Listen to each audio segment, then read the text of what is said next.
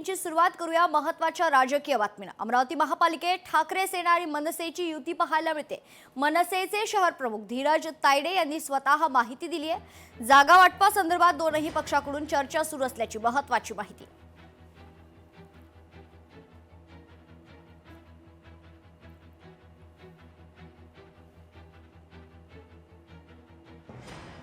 मनसेची भूमिका आता उभाटासोबत काल आमचे युतीची चर्चा झालेली आहे।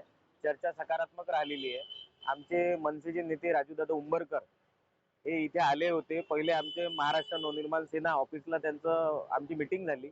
उमेदवारी जे अर्ज भरणार आहे त्यांची छाननी झाली। महानगर अध्यक्ष आपले जिल्हाध्यक्ष पराग गुडदे आणि महानगर अध्यक्ष प्रवीणदादा आरमकर यांच्या आग्रतेखाली आम्ही त्यांना ऑफिसमध्ये नेलं। त्यांनी त्यांचं स्वागत वगैरे केलं मनसे नेते राजूदादा उंबरकरांचं।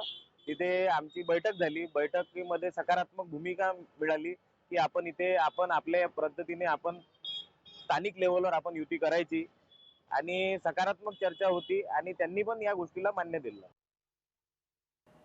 शरद पवार यांनी छत्रपती संभाजीनगरात महाविकास आघाडी स्थापन व्हावी यासाठी मुंबईहून काँग्रेसचे खासदार डॉक्टर कल्याण काळे अंबादास दानवे यांना फोन केला। तसेच राष्ट्रवादीचे जिल्हाध्यक्ष पांडुरंग तांगडे पाटील आणि शहराध्यक्ष ख्वाजा शरफुद्दीन यांनाही पवार यांनी मुंबईला बोलावलं होतं। महाविकास आघाडीचा काय फॉर्म्युला असावा, जागा वाटप कसं व्हावं यावर चर्चा झाली असल्याची माहिती।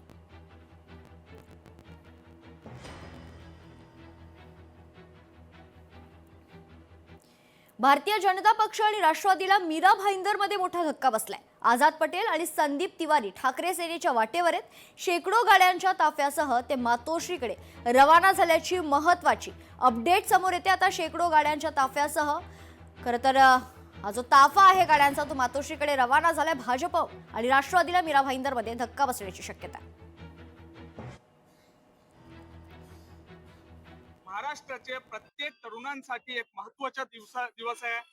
आजचा क्षण म्हणजे जेव्हा संयुक्त महाराष्ट्राची बांधणी झाली होती तेव्हा आमचे पाटीदार समाजचे आमचे रावजीभाई डोसाभाई पटेल यांनी त्यांची प्राणाची बलिदान देऊन संयुक्त महाराष्ट्राची घोषणा केली होती आणि त्यांची प्रेरणा धरून मी पुन्हा महाराष्ट्राचे जेवढे पण युवा पिढी आहे त्यांना घेऊन उद्धव बालासाहेब ठाकरे साहेब यांच्या शिवसेनात प्रवेश करत आहे। भारतीय जनता पार्टी में लगातार एक सेवक के रूप में अपने वार्ड में काम किया और लोगों को जोड़ा, पार्टी को बढ़ाया। लेकिन जो वहाँ के पार्टी के नेतृत्व करता है उनको जो है कार्यकर्ता नहीं चाहिए। भारतीय जनता पार्टी के नेतृत्वकर्ता जो है यहाँ पे मीरा भाईंदर शहर में उनका एक ही काम है कि उत्तर भारतीयों से खाली झंडा उठवाने का। मैं उत्तर भारतीयों के सम्मान में आज अपने लिए आज हमारे जो हिंदू हृदय सम्राट है बाला साहब ठाकरे के मार्गदर्शन में हम उनके जो विचारों से सहमत होकर हम फिर से जो है शिवसेना ज्वाइन कर रहे हैं। एक महत्त्वाची बातमी समोर येते। महाराष्ट्राचे प्रभारी रमेश चैनीथाला उद्या मुंबई दौऱ्यावर असतील। काँग्रेसची चैनीथाला यांच्या नेतृत्वाखाली उद्या महत्त्वपूर्ण बैठक बोलावण्यात आली। मुंबई महापालिका निवडणुकीत काँग्रेसची भूमिका बदलणार का याकडे सर्वांचं लक्ष आहे। ठाकरे बंधूंसोबत जायचं की नाही याचा फैसला देखील उद्या होण्याची शक्यता आहे। काँग्रेस स्वबळावर निवडणूक लढवण्याचा निर्णय मागे घेणार का हे पाहणं देखील तितकंच महत्त्वाचं असेल।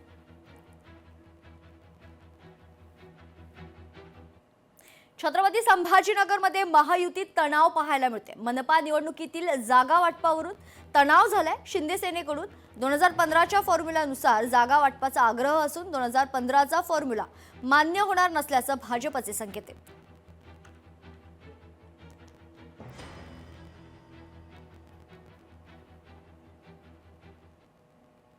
पुण्यात पुढच्या आणखी एक महत्त्वाच्या बातमीकडे शेलार आणि केशव उपाध्ये शीघ्र कवी असल्याचा टोला गजानन काळे यांनी लगावलेला आहे। ठाकरेंमुळे बिचाऱ्यांना अजून काय काय करावं लागणार, गजानन काळेंचा शेलार आणि उपाध्येंना टोमणा पाहायला मिळतोय।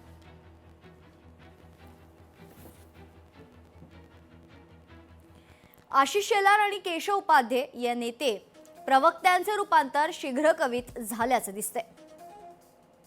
ठाकरेंमुळे बिचाऱ्यांना अजून काय काय करावं लागणार हे देवा भाऊ जाणे।